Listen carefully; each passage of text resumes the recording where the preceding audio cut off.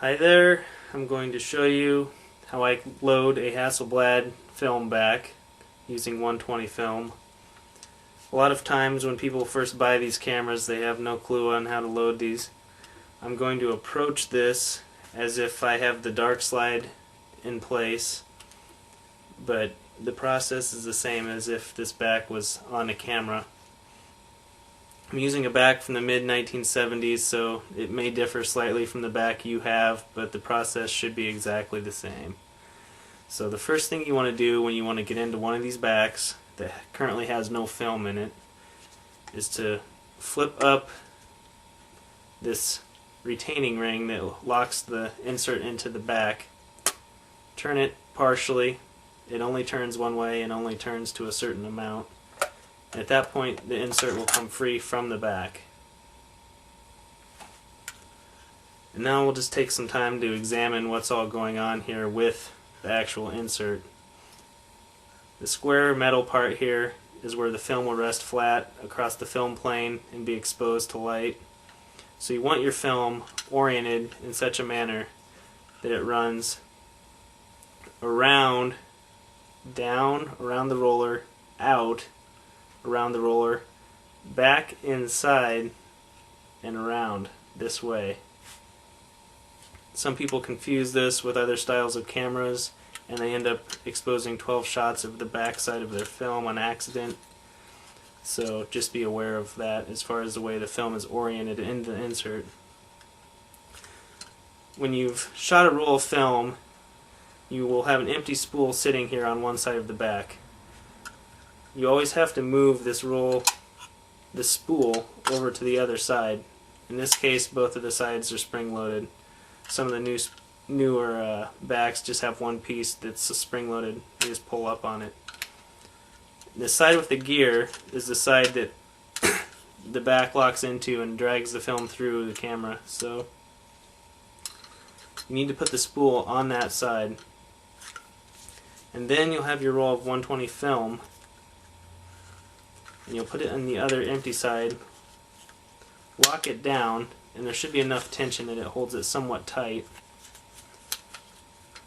The next step you want to do is examine this bar here.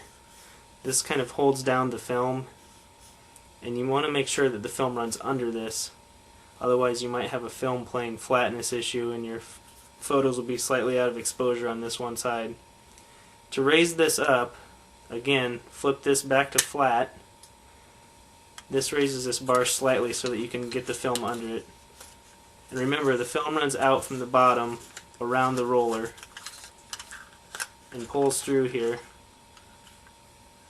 It's black film, so it's kind of hard to see. But I'm sliding it under here. And the whole time I'm sliding it under here, I'm getting ready to match it up with the start mark. There's a red arrow right here on the bottom of the insert on this one side, and you want to match the start bar on the film up with this. In this case, I'll just keep pulling this until I see the start bars. There they are. Depending on the type of film you have, it'll look different, but it's pretty similar on most film. And as soon as I see that, I want to go ahead and lock my film again. At this point, the hold down piece is holding the film tight and it can't go anywhere.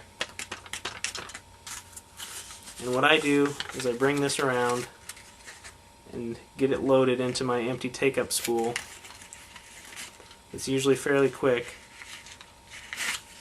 and at that point I can then just spin this up until it becomes tight.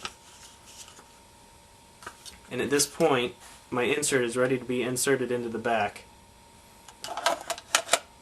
Notice that this is partially turned. That's the correct way to insert it into the back. Hold it until it's flush with the back. Click it your half turn and you're locked and ready to go. Now we'll concentrate on the other side, which happens to have the winding crank and the frame counting window.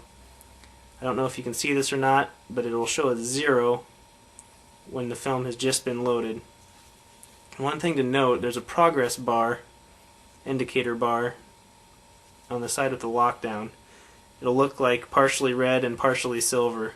When most of it is silver, that usually means you have a full roll of film inside the camera, and to be careful, it hasn't been exposed yet. Anyway, you have to get the film ready to put on the camera. So take the crank, flip it out, it only turns one way, and crank it about 10 times.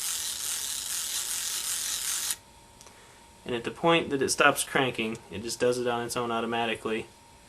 Flip the crank and go back the opposite way until it sits into place nicely here. And you'll notice that the frame counter now says 1. Also, the little readiness window will be white, meaning that you're ready to go, and you should match it up to a white readiness window on a camera. So I can do that. I'll grab my camera, stick the back on here. Always use my thumb to apply spring tension so I don't slam the back onto the body. And then I'm ready to go. I can pull the dark slide, shoot my first photo, wind onto the next frame, and I'm ready to go.